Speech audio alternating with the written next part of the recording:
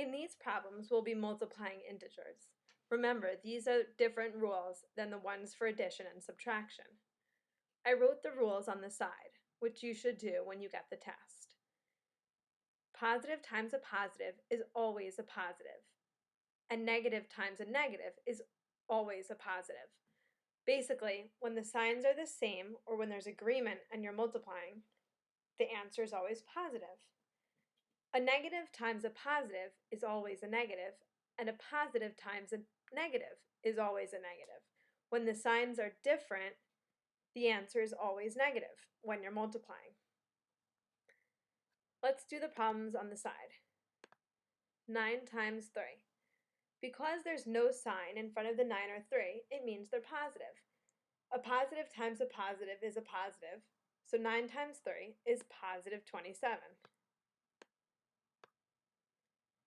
Negative 5 times negative 7. We know that 5 times 7 is 35. And because the signs are the same, they're both negative. Negative times negative is a positive. The answer to negative 5 times negative 7 is positive 35. Remember, if the signs are the same, then the answer is always positive. Let's try the next one. Negative 4 times positive 8. We have, remember, a positive 8 because there was no sign, and a negative 4. Negative sign and a positive sign. We're multiplying with different signs. In this case, it's a negative times a positive. A negative times a positive is always a negative.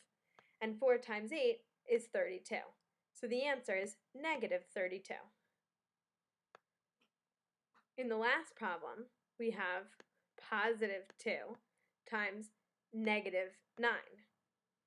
We have a positive times a negative, and a positive times a negative is always a negative because the signs are different. So we can write our negative sign, and 2 times 9 is 18. So in this case, positive 2 times negative 9 is negative 18.